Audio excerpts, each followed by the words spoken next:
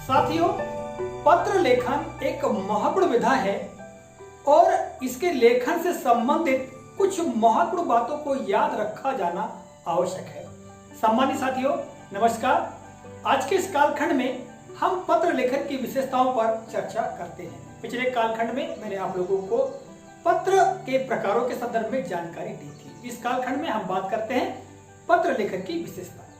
देखिएगा, इस green board पर मैंने पत्र लेखन से संबंधित विशेषताओं का विवरण यहाँ पर दिया है। ठीक है, 10 विशेषताओं के बारे में लिखा है। इसके अलावा लिखने के जो तरीके या ढंग है उसके संदर्भ में भी आपको मैंने यहाँ पर जानकारी दी है। तो साथियों देखिएगा, यदि हम विशेषताओं की बात करें तो सबसे पहली विशेषता आती है पत्र लेखन में पूर्णता। जब भी हम किसी को पत्र लिखें, चाहे हम निजी पत्र या व्यक्तिगत पत्र लिखें, चाहे व्यावसायिक पत्र लिखें या हम जो आधिकारिक पत्र है वो लिखें, पत्र में पूर्णता होनी चाहिए। अर्थात हमारी जो कही गई बातें हैं वो आधी अधूरी नहीं होनी चाहिए। पढ़ने वाले को सारी बात का विवरण समझ में आ जाए। ठीक है, उस प्रकरण को, उस बात को वे आसानी से समझ सके। तो ऐसे पत्र की पूर्णता होनी चाहिए। ठीक है, आगे हम देखेंगे तो नम्रता। साथियों, पत्र की भाषा एकदम नम्र होनी चाहिए ताकि पढ़ने वाला व्यक्ति एकदम आकर्षित हो जाए, प्रसन्न हो जाए। तो ऐसे नम्र भाषा का प्रयोग करते हुए हमें पत्र लिखना चाहिए। अगली हम बात करें तो आती है शुद्धता।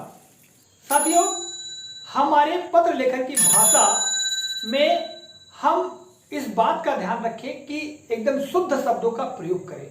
अशुद्ध शब्दावली का हमें प्रयोग नहीं करना चाहिए, या हम ऐसे शब्दों का अपने पत्र में समावेशन करें जो मानक हिंदी से संबंधित हो या ऐसे शब्द हो जिनका स्पष्ट अर्थ समझ में आए।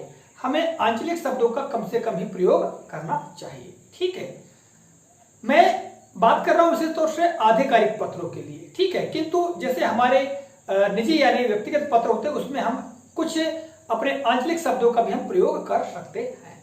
ठीक है, तो ये ध्यान रखना होता है कि हमको पत्र लेखन में पूर्ण रूप से शुद्धता का ध्यान रखा जाना होता है। ठीक है, यानी शुद्धता को आपको ध्यान रखना है। आगे हम देखेंगे तो स्पष्टता। साथियों, पत्र सुस्पष्ट लिखा जाना चाहिए।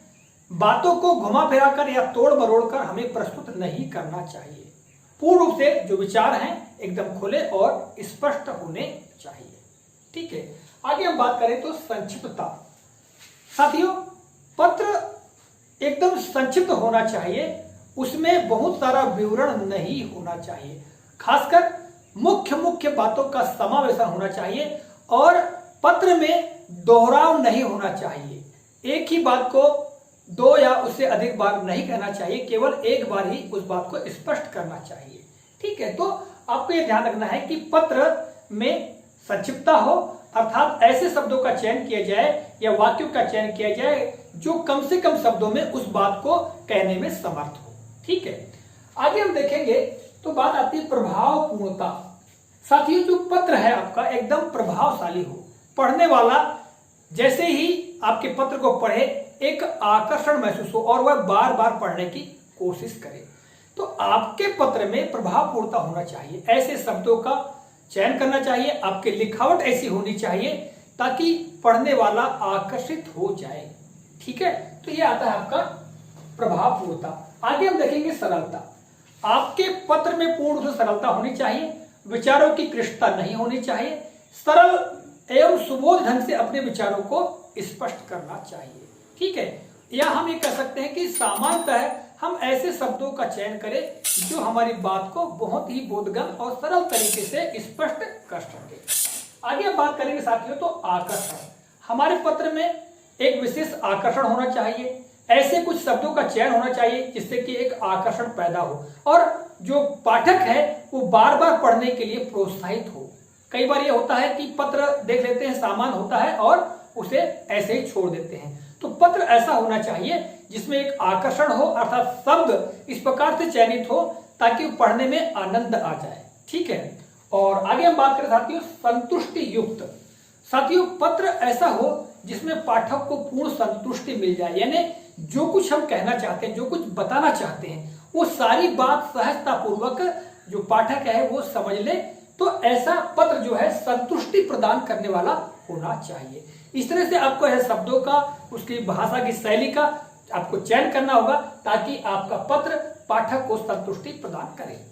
आगे हम बात करें साथियों, 10वां जो बिंदु है मौलिकता। हमारे पत्र में पूर्ण रूप से मौलिकता होनी चाहिए।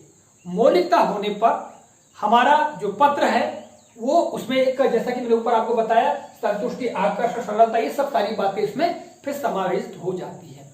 कभी कभी ये होता है कि हम कुछ बनावटीपन भी अपने पत्र में प्रस्तुत करते हैं, तो इससे हमको बचने का प्रयास करना चाहिए, ठीक है।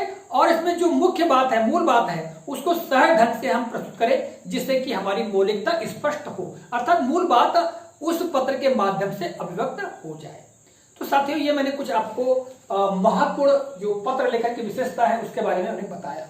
इसके बाद बात कर लेते हैं हम लिखने के ढंग या तरीके की। लिखने का ढंग या तरीका क्या होना चाहिए, बहुत ही संक्षेप में आपको बताने जा रहा हूं।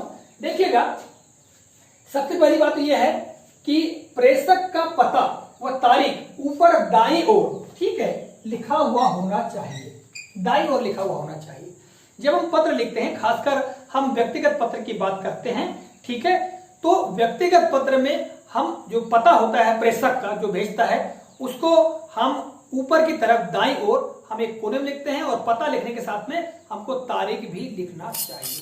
किंतु हम व्यावसायिक और आधिकारिक पत्रों की बात करें तो उसमें नीचे ही प्रेषक का पता और लिखा जाता है, ठीक है। आजकल तो यह होता है कि जो हम पत्र लिखते हैं तो उसमें बाईं तरफ ही आजकल लिखा हुआ पता हमको मिलता है, कई बार ऐसा भी होता है, ठीक है। आगे हम बात करें तो आधिकारिक या व्यापारिक पत्र में प्रेषक का पता नीचे दाईं तरफ होता है, ठीक है। आधिकारिक पत्रों की मैं बात करूं तो जो प्रेषक का पता है वो नीचे लिखा होता है और उसका नाम लिखे साथ ऊपर में हस्ताक्षर होते हैं, ठीक है। आगे हम बात करेंगे तीसरी बात, तो पत्र में संबोधन उनके संबंध के अनुसार होना चाहिए। साथियों, पत्र आप जिसको लिख रहे हैं, जैसे मान लो हम अपने पारिवारिक संबंधी को यदि पत्र लिख रहे हैं तो उसके अनुसार आदरणीय, ठीक है, या परम पूजनीय, इस तरह से शब्दों का हम प्रयोग करते हैं। इसी तरह हम किसी अधिकारी को पत्र लिख रहे हैं तो श्रीमान, मान्यवर, महोदय, इस प्रकार इंगित करके हम संबोधन का प्रयोग करते हैं। तो हमको ये देखना है कि जो जिसको हम लिख रहे हैं पत्र, उससे संबंध के अनुसार हमको संबोधन का प्रयोग करना चाहिए। आगे हम देखेंगे तो आवश्यकता अनुसार विषयांतर होने पर अनुच्छेद बदलना चाहिए। साथियों, जब हम पत्र लिखते हैं तो पत्र लेखन में हम 2-4 बातों को इंगित करते हैं, तो जब भी हम विषयांतर हो यानी किसी एक विषय की बात कहने के बाद दूसरे विषय की बात करना चाहें तो दूसरा अनुच्छेद बदल करके हमको लिखना चाहिए। आगे हम बात करेंगे तो पत्र के अंत में प्रेषक के नाम पता के ऊपर हस्ताक्षर होना चाहिए। साथियों, जैसा कि मैंने आपको ऊपर ही बताया कि जब आधिकारिक पत्र की बात करें तो उसमें जब हम नाम पता लिख देते हैं तो उसके ऊपर हमारे हस्ताक्षर होना आवश्यक होता है।